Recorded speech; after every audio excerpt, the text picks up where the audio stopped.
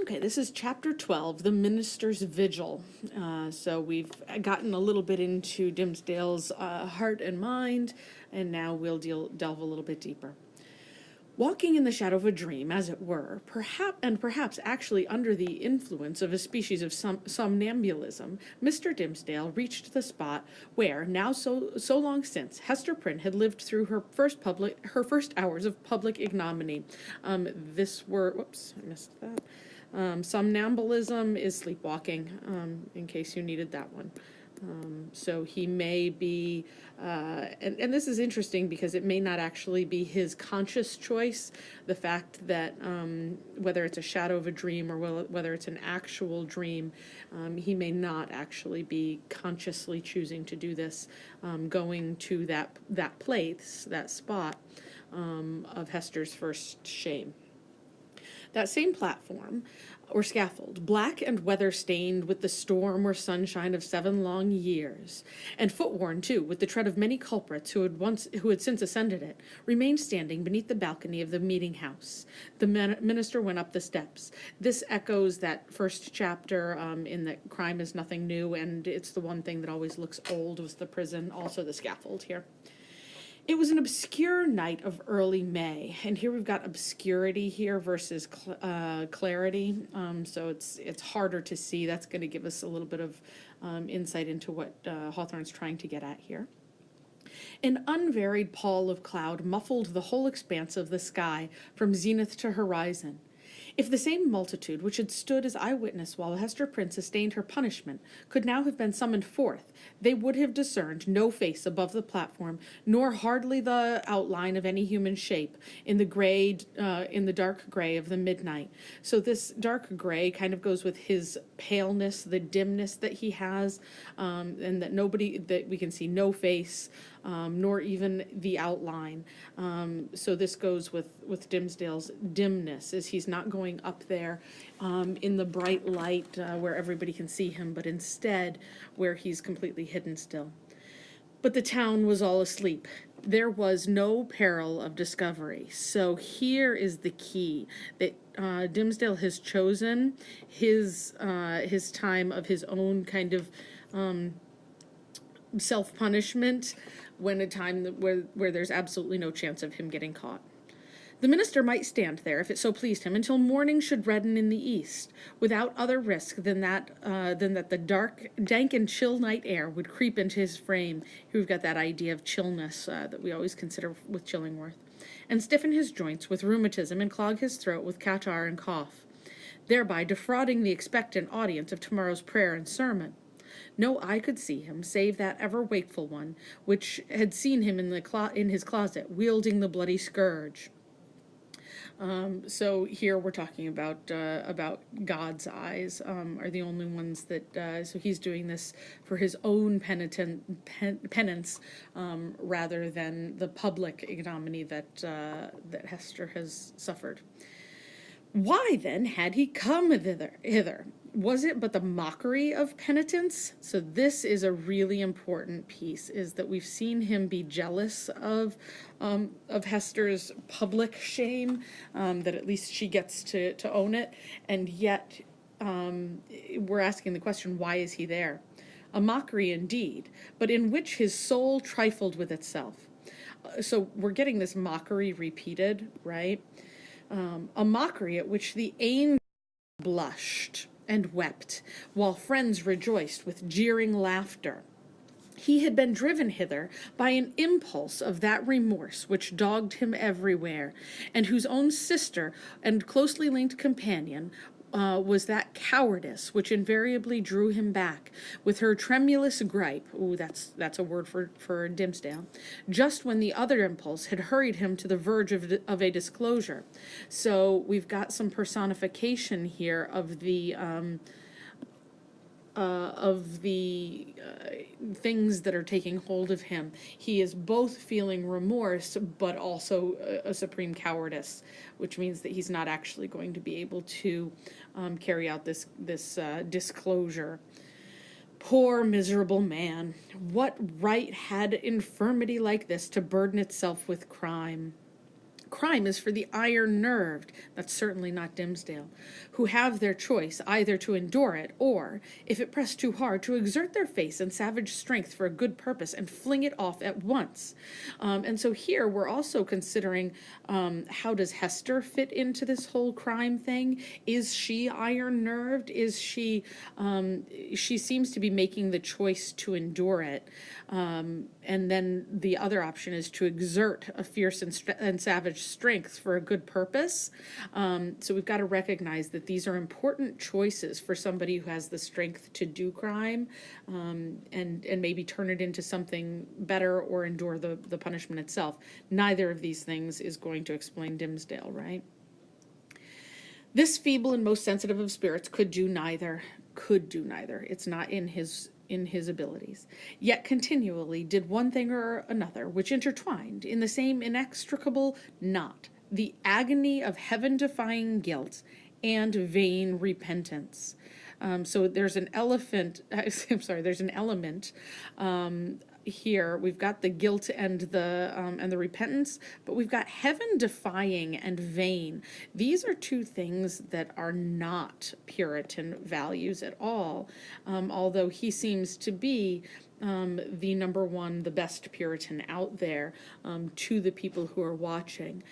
So we have to consider who actually is the best Puritan. Is it who they think is the best Puritan, or is it somebody else perhaps? And thus, while standing on the scaffold in this vain show of expiation, they're at TED Talks, Mr. Dimmesdale was overcome with a great horror of mind, as if the universe were gazing at a scarlet token on his naked breast right over his heart. So here we have a hint at what is actually on Dimmesdale's chest from Hawthorne early on. On that spot, in very truth, there was, and there had long been, the gnawing and poisonous tooth of bodily pain. So he does seem to. So remember, before we had, we just saw Chillingworth see something on his chest, and is in some sort of wild ecstasy about what he's seen, and seems to have figured out the secret of what he really wants to know. And here we've got Hawthorne giving us some hints as to what that might be. Without any effort of his will or power to restrain himself, he shrieked aloud. So this is something that he could not stop. And then we've got this shrieking aloud, an outcry that went pealing through the night, and was beaten back from one house to another and reverberated from the hills in the background, as if a company of devils, detecting so much misery and terror in it, had made a plaything of the sound and were bandying it to and fro. So we have this idea of it being very, very loud and jarring. "It is done," muttered the minister, covering his face with his hands. "The whole town will awake and hurry forth and find me here." So we've got kind of this awareness and maybe relief that he has yelled loud enough to wake everybody up. But it was not so. The shriek had perhaps sounded with a far greater power to his own startled ears than it actually possessed. So imagine, he thinks he's shrieking out loud, but maybe it's just a tiny little yelp. The town did not awake, or, if it did, the drowsy slumberers mistook the cry either for something frightful in a dream, or the noise of witches, whose voices, at that period, were often heard to pass over the settlements or lonely cottages as they rode with Satan through the air. So this is an interesting commentary on the time period in terms of unexplained things that we just go ahead and attribute to witches, because why not? But we also notice that there seem to be a lot of this type of thing going on, so we wonder who those people are that we're considering witches, and we know that since witches don't exist and Hawthorne doesn't believe in witches, who we're actually talking about. The clergyman, therefore, hearing no symptoms of disturbance, uncovered his eyes and looked about him. So you'll notice that he had covered his eyes for this, and that's a symbol of kind of fear, along with his potential relief. So we may have some ambivalence there.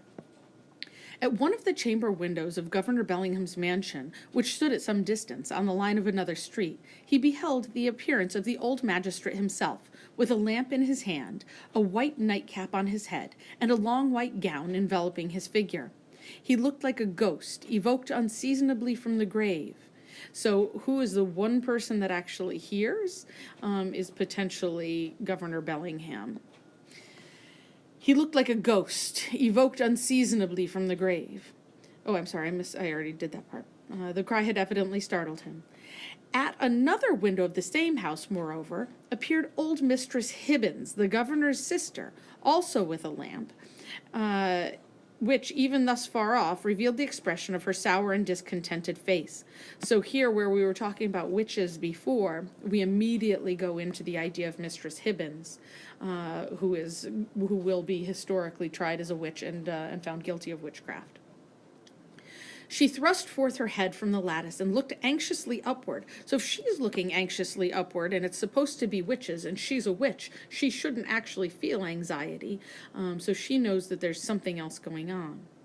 Beyond the shadow of a doubt, this venerable witch lady had heard Mr. Dimmesdale's outcry, interpreted it, and with its multitudinous echoes and reverberations, as the clamor of the fiends and night hags, with whom she was well known to make excursions in the forest.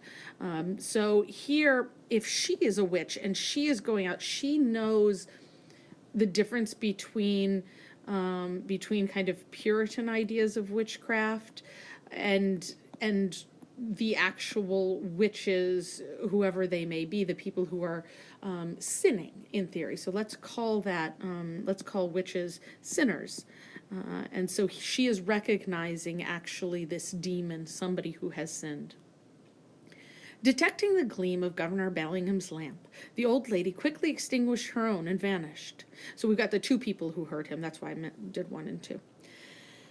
Possibly she went up among the clouds, so here giving her kind of a magical feel again.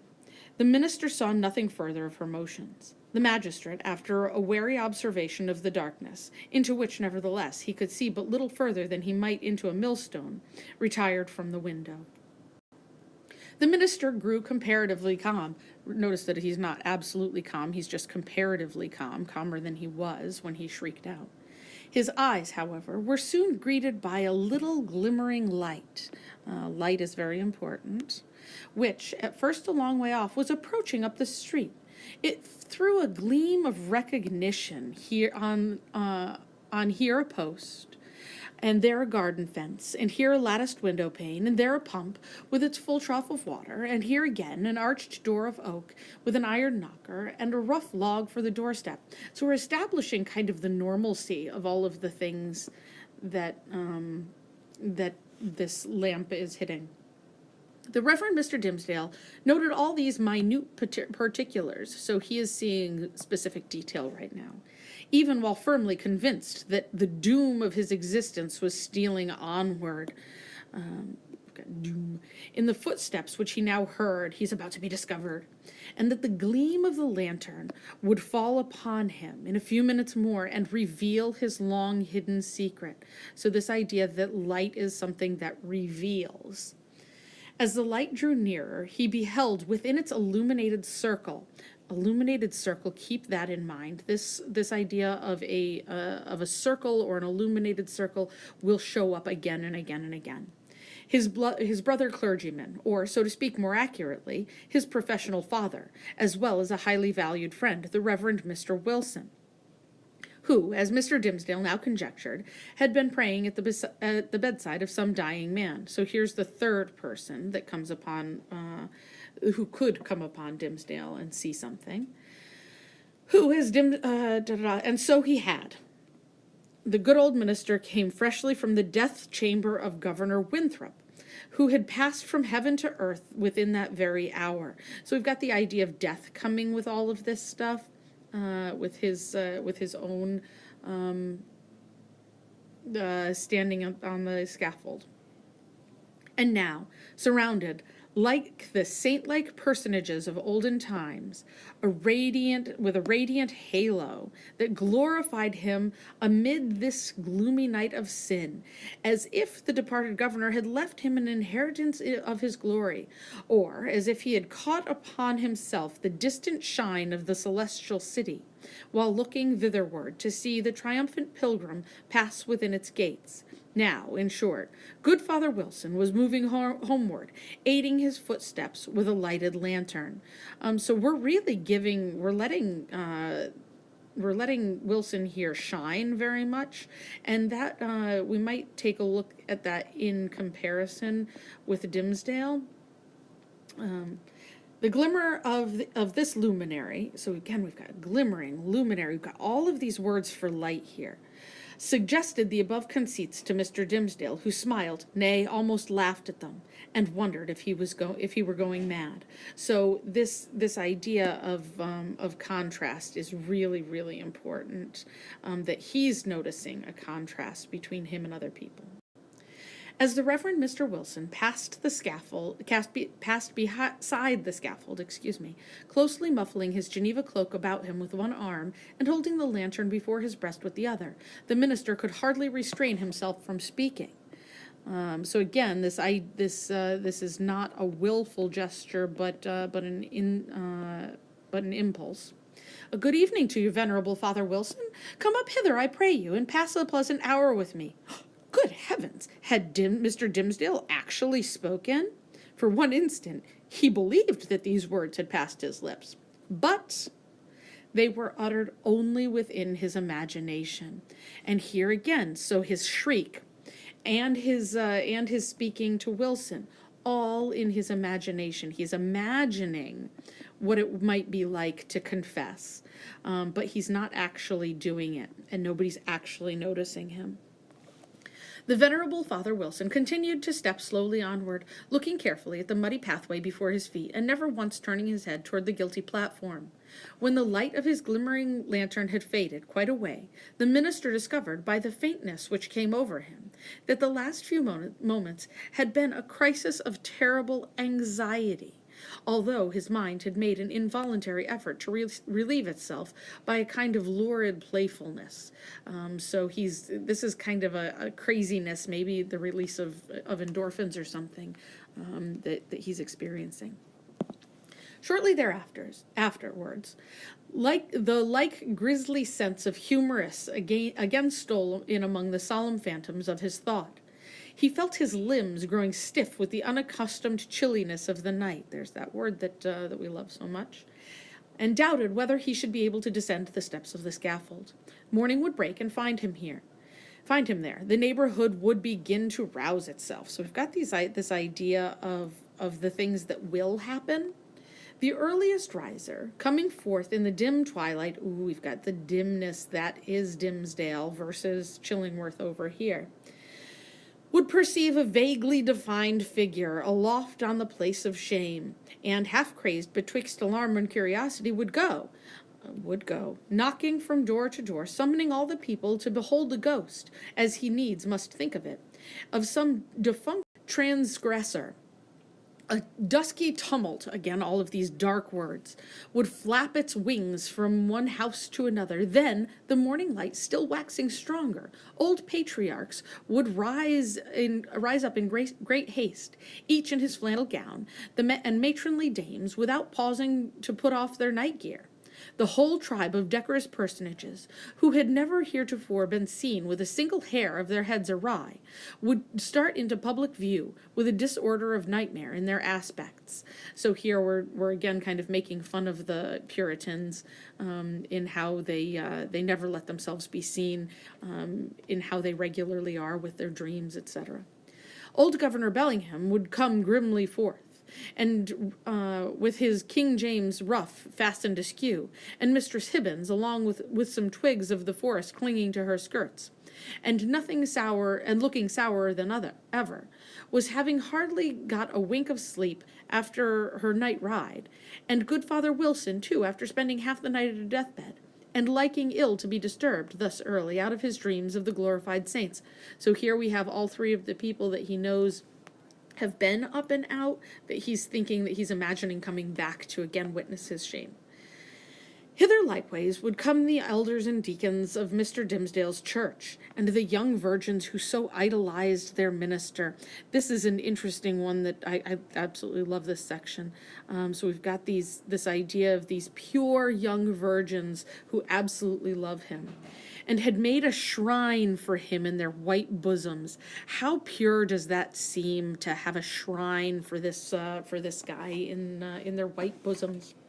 Which now, by the by, in their hurry and confusion, they would scantily have given themselves time to cover with their kerchiefs. So we've also got this idea of a little bit of scandal with this, that they wouldn't even have time to cover themselves completely. And oh, wouldn't that be something scandalous and potentially interesting to Dimmesdale here? All people, in a word, would come stumbling over their thresholds, and turning up their amazed and horror-stricken visages around the scaffold. Whom would they discern there, with the red eastern light upon his brow? We know that light doesn't usually shine on him, but so we've got the idea of red, we've got the idea of light, and we've got this reiteration of his brow, which is white and high, that all come together in that single sentence, reinforced. Whom but the Reverend Arthur Dimmesdale, half frozen to death, overwhelmed with shame, and standing where Hester Prynne had stood. So we're trying to get that equated. Carried away by the grotesque horror in this picture, the minister, unawares, and to his own infinite alarm, burst into a great peal of laughter. Oh, he is really, this is definitely kind of a crazy response, isn't it? It was immediately responded to by a light, airy, childish laugh, which, with a thrill of the heart, but he knew not whether of the exquisite pain or pleasure as acute, he recognized the tones of little Pearl. So here, please take note of the differences in their laugh. One is crazy, and then one is light and natural, and real, genuine. Pearl, little Pearl, cried he after a moment's pause. Then, suppressing his voice, Hester? Hester Prynne, are you there? Yes, it is Hester Prynne, she replied, in a tone of surprise. And the minister heard her footsteps approaching from the sidewalk along which she had been passing. It is I and my little Pearl. Whence come you, Hester? Asked the minister. What sent you hither?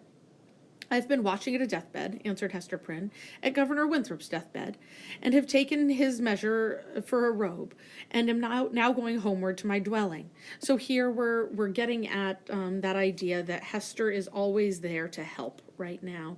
She sews for the people who need sewing, and she's also always there out at night in the middle of the night, helping whoever it is that's dying or sick, etc. Come up hither, Hester, thou and little Pearl, said the Reverend Mr. Dimmesdale. Ye have both been here before, but I was not with you, as if they didn't notice that. Come up hither once again, and we will stand all three together. Oh, they can, so here, if you hadn't gotten it already, is a clear admission of who the father is, right? She silently ascended the steps and stood on the platform, holding little Pearl by the hand. So notice her response to this is she is cool and collected here. She's doing as she's expected, but not with any enthusiasm. The minister felt for the child's other hand and took it. The moment that he did so, there came what seemed a tumultuous rush of new life, other than his own, pouring like a torrent into his heart. So this is Pearl's effect. Hurrying through all his veins, as if the mother and child were communicating their vital warmth to his half-torpid system. The three formed an electric chain. So when all three of them are connected, there is warmth, there's light, there is life. And so here, where we're supposed to get shame out of them standing together, instead we have the only time that Dimmesdale has had life in him and has not been ill for quite a long time. Minister, whispered little Pearl. What wouldst thou say, child? Asked Mr. Dimmesdale. "Wilt thou stand here with my mother and me tomorrow noontide?" inquired little Pearl. That is the key, right? You can do it in the dark when nobody sees us, but will you do it in public view? Will you acknowledge me? And remember, she doesn't actually know that Dimmesdale's her father, but she senses that he should be there with them, and wants him to acknowledge them and do something to change her life a little bit. "Nay, not so, my little Pearl. Of course not," answered the minister, for, with the new energy of the moment, all the dread of public exposure that had long been the anguish of his life had returned upon him, and he was already trembling at the conjunction in which, with a strange joy nevertheless, he now found himself. "Not so, my child. I shall indeed stand with thy mother and thee on one other day, but not tomorrow. So, if not now, when?" Right? And so he keeps saying that he's going to do it. He keeps saying he's going to confess. And yet, every effort that he makes is really not genuine. The shriek, the calling, the standing there when it's very, very dark, etc. Pearl laughed and attempted to pull away her hand. So when he says no, she no longer wants to be there. But the minister held it fast. "A moment longer, my child," said he. So what does he want? He wants that feeling of life, but he's not willing to do what it takes to get it. "A moment longer, my child," said he. "But wilt thou promise," asked Pearl, "to take my hand and mother's hand tomorrow noontide?" This is the second time she's asking him. "Not then, Pearl," said the minister, "but another time." "What other time?"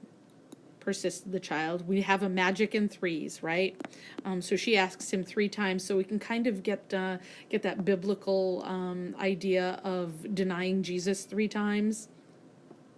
"At the great judgment day," whispered the minister. So he says, "I will, but not on earth." Really, it's only in front of God that he'll do this. He is too ashamed in front of people, and yet somehow he'll own them in front of God. I don't know, whispered the minister. And strangely enough, the sense that he was a professional teacher of the truth impelled him to answer the child so. "Then and there, before the judgment seat, thy mother and thou and I must stand together." He knows that this has happened and there's no way of getting out of that. "But the daylight of this world shall not see our meeting." So here, this is an admission that he is not going to do that. And this is, again, the 3rd time that we see Pearl laugh. And her laugh, each time that she's laughed, it's been for a different purpose. You might want to think through what each of these laughs mean. But before Mr. Dimmesdale had done speaking, a light gleamed far and wide all over the muffled sky. So we've got this gleaming light again. It was doubtless caused by one of those meteors which the night watcher may so often observe burning out to waste in the vacant regions of the atmosphere. That's a scientific explanation, isn't it? That he starts with before giving any omens or anything. He says this is probably what it actually was. So powerful was its radiance that it thoroughly illuminated the dense medium of the cloud betwixt the sky and earth, which is really interesting because here we've got the cloud, that dimness that is so associated with Dimmesdale, but then we also have this light coming through when he's with these two that come with the life. So consider all of those connections. The great vault brightened like a dome of an immense lamp. It showed the familiar scene of the street, but with the distinctness of midday, but also with the awfulness that is always imparted to familiar objects by unaccustomed light. So there's a gruesomeness to it, even though it is as bright as daytime. The wooden houses with their jutting stories and giant and quaint gable peaks, the doorsteps and thresholds with the early grass springing about them, the garden plots black with freshly turned earth, the wheel track, little worn, and even in the marketplace, margined with green on either side. So here we get a whole list of mundane things in order to reinforce how strange they look. He lists the ordinariness. All were visible, but with a singularity of aspect that seemed to give another moral interpretation to the things of this world than they had ever borne before. So a moral interpretation. So everything looks one way, but there potentially is another way to look at it. So again, you can look at Dimmesdale and how he interacts with the other Puritans and his flock in a couple of different ways. There's a lot of layers here that he's throwing in. And there stood the minister, with his hand over his heart, that's very, very characteristic, and Hester Prynne, with the embroidered letter glimmering on her bosom. Just remember how this letter does seem to shine out most of the time, and we want to think about what does that mean for Hester at this moment. Is she feeling shame, or is she kind of proud of what's going on? What does that really mean? And little Pearl, herself a symbol, and the connecting link between those two. They stood in the noon of that strange and solemn splendor, as if it were the light that is to reveal all secrets. So that's what light does. And the daybreak that shall unite all who belong to one another. So they do belong together, but he wants to put that off until Judgment Day, versus here on the scaffold. There was witchcraft in little Pearl's eyes. So again, this idea of witchcraft and what Hawthorne means by it. And her face, as she glanced upward at the minister, wore that naughty smile, which made its expression frequently so elvish. She withdrew her hand from Mr. Dimmesdale's, and you wonder why. He's just said that he's not willing to share in their pain and ostracism, and pointed across the street. But he clasped both his hands over his breast and cast his eyes toward the zenith. Nothing was more common in those days than to interpret all meteoric appearances and other natural phenomena that occurred with less regularity than the rise and set of the moon, as so many revelations from a supernatural source. So this kind of hits a lot of what we talked about in Julius Caesar also, is that whatever happens, you're going to interpret it however it is that you want to interpret it. Thus, a blazing spear, a sword of flame, a bow, or a sheaf of arrows, seen in the mid-sky, prefigured Indian warfare. Pestilence was known to have foreboded by a shower of crimson light. We doubted, and here Hawthorne's throwing in himself, we doubt whether any marked event, for good or evil, ever befell New England, from its settlement down to Revolutionary times, of which the inhabitants had not been previously warned by some spectacle of this nature. That idea of hindsight, right? Something weird is happening, so it must have been that this star told us that. Hawthorne doesn't seem to be buying it. Not seldom it had been seen by multitudes. Oftener, however, its credibility rested on the faith of some lonely eyewitness who beheld the wonder through the colored, magnifying, and distorting medium of his imagination, and shaped it more distinctly in his afterthought. So there, we are doubting that this stuff actually foretells anything. It was indeed a majestic idea that the destiny of nations should be revealed in these awful hieroglyphics on the cope of heaven. A scroll so wide might not be deemed too expansive for Providence to write a people's doom upon. The belief was a favorite one of our forefathers, as betokening that their infant commonwealth was under a celestial guardianship of peculiar intimacy and strictness. So these are signs that the Puritans are awesome, right? But what shall we say? So again, Hawthorne, this is his commentary. When an individual discovers a revelation addressed to himself alone, and on some vast sheet of record. So does this mean something to just an individual? In such a case, it could only be the symptom of a highly disordered mental state. Clearly, Dimmesdale is crazy if he thinks this is all about him. When a man rendered morbidly self-contemplative, self-contemplation is morbid, it will cause death, by long, intense, and secret pain, had extended his egotism over the whole expanse of nature, until the firmament itself should appear no more than a fitting page for his soul's history and fate. This seems very, very self-involved for Dimmesdale to think that something this big would have to do with him. We impute it, therefore, solely to the disease of his own eye and heart, okay, not the truth. That the minister, looking toward the zenith, beheld there the appearance of an immense letter, the letter A, marked out in lines of dull red light. Not but the meteor may have shown itself at that point, burning duskily through a veil of cloud, but with no shape, as his guilt imagined it gave, or, at least, with so little definiteness that another's guilt might have seen another symbol in it. So it's clearly not this thing. There was a singular circumstance that characterized Mr. Dimmesdale's psychological state at this moment.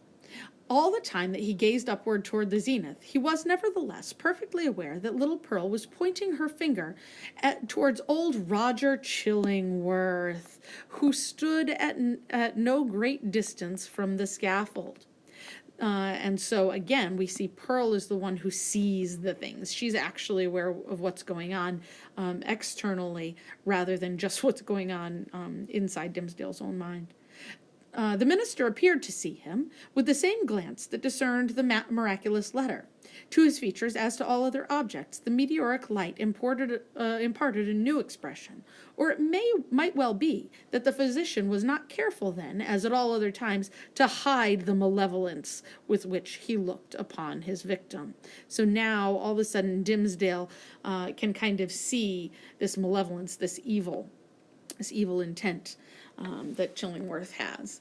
Certainly, if the meteor kindled up the sky and disclosed the earth with an awfulness that had admonished Hester Prynne and the clergyman in the day of judgment, then might Roger Chillingworth have passed with them for the arch-fiend, standing there with a smile and scowl to claim his own. Look at that, this idea of claiming. This is very much devil work, isn't it? So vivid was the expression, or so intense the minister's perception of it, that it seemed still to remain painted on the darkness after the meteor had vanished, with an effect as if the street and all things else were at once annihilated. "Who was that man, Hester?" gasped Mr. Dimmesdale, overcome with terror. "I shiver at him. Dost thou know the man? I hate him, Hester, and yet this is the guy he's living with and is good friends with, strangely enough." She remembered her oath and was silent. Ooh, that's a betrayal, isn't it? He's asked her specifically, and she has not told him. "I tell thee, my soul shivers at him," muttered the minister again. There's that chill. "Who is he? Who is he? Canst thou do nothing for me? I have a nameless horror of them." "Minister," said little Pearl, "I can tell thee who he is, because she sees things, she knows things." "Quickly then, child," said the minister, bending his ear close to her lips. "Quickly, and as low as thou can whisper." Pearl mumbled something to his ear that sounded, indeed, like a human language, and yet different, but was only such gibberish as children may be heard amusing themselves with by the hour together. So she's just kind of mumbling at him and teasing, maybe. At all events, if it involved any secret information in regard to old Roger Chillingworth, it was in an unknown tongue of the erudite clergyman, so he knows a lot, but not this, and did but increase the bewilderment of his mind. The elvish child then laughed aloud. So she's laughing yet again. "Dost thou mock me now?" said the minister. "Thou wast not bold, thou wast not true," answered the child. Oh, this is exactly what he thought he was doing, and she is calling him out. "Thou wouldst not promise to take my hand and mother's hand tomorrow noontide." "Worthy sir," answered the physician, who had now advanced to the foot of the platform, "pious Master Dimmesdale, can this be you? Well, well, indeed. We men of study, whose heads are in our books, have need to be straitly looked after. We dream in our waking moments and walk in our sleep, so this comes back to that first line of the chapter. Come, good sir, and my dear friend, I pray let me lead you home." Why is he taking him home instead of letting him stay there until the break of day when everybody sees him? "How knewest thou that I was here?" asked the minister. "Verily and in good faith," answered Roger Chillingworth, "I knew nothing of the matter. I had spent the better part of the night at the bedside of the worshipful Governor Winthrop." Everybody was there, "doing what my poor skill might to give him ease. He going home to a better world. I likewise on my way homeward, when this strange light shone out. Come with me, I beseech you, reverend sir, else you'll be poorly able to do Sabbath duty tomorrow. Oh, it's a good reason to come. Aha, see now, how they trouble the brain. These books. You should study less, good sir, and take a little pastime, or these night whimsies will grow upon you. I will go home with you, said Mr. Dimmesdale. Pearl has asked him to do something, and he says no, and yet Chillingworth asks him to do something, and he says yes. So recognize that dichotomy there, and recognize what Hawthorne wants us to think about that. With a chill despondency, like one awaking, all nerveless from an ugly dream, he yielded himself to the physician and was led away. So he's yielding to the physician, who we know is being equated with the devil. And so his sin isn't so much the original passion, but the avoiding of taking responsibility for it. The next day, however, being the Sabbath, he preached a discourse which was held to be the richest and most powerful, and the most replete with heavenly influences that had ever proceeded from his lips. Souls, it is said more souls than one, were brought to the truth by the efficacy of that sermon. So even though he's in the hands of the devil, he's bringing people to God with his words. And vowed within themselves to cherish a holy gratitude towards Mr. Dimmesdale throughout the long hereafter. This holy gratitude toward Mr. Dimmesdale, that's like that shrine in the Virgin's bosoms there. But and so they're actually holy gratitude toward Dimmesdale, not God. But as he came down the pulpit steps, the gray-bearded sexton met him, holding up a black glove which the minister recognized as his own. It was found, said the sexton, this morning on the scaffold where evildoers are set up for public shame. So we're reinforcing this idea of Dimmy being an evildoer. Satan dropped it there, I take it, intending a scurrilous jest against your reverence. But indeed, he was blind and foolish. So here we've got an assumption that this could not possibly be Dimmesdale, but that he is being set up by the devil in some way. He was indeed blind and foolish, as he ever and... Oh, I'm all the way down here, just a second. I'm gonna... Where am I? But indeed he was blind and foolish, if ever he always is. A pure hand needs no glove to cover it. So here we get some irony. This is a key piece of irony that he actually does not have these pure hands, and now doesn't have the glove, but now he's been given back that glove. So now he can cover up again. He was almost ready to let it go, but is now willing to cover up again. Thank you, my good friend, said the minister gravely. Oh, isn't that beautiful? Gravely, like a grave, but startled at heart. For so confused was his remembrance that he had almost brought himself to look at the events of the past night as visionary. Yes, it seems to be my glove indeed. So he's questioning the reality of the whole night, which again goes back to that beginning where maybe it was some sleepwalking and his subconscious doing this rather than his actual conscience. And since Satan saw fit to steal it, your reverence must needs handle him without gloves henceforward, remarked the old sexton, grimly smiling. But did your reverence hear of the portent that was seen last night? A great red letter in the sky, the letter A, which we interpret to stand for angel. For, as our good Governor Winthrop was made an angel this past night, it was doubtless held fit that there should be some notice thereof. So here we've got that idea of these omens being taken however somebody is going to see them. No, answered the minister, I had not heard of it. So here we end with a lie, a straight up lie, reinforcing the idea that he is not ready to take responsibility for everything. And that is the end of the chapter.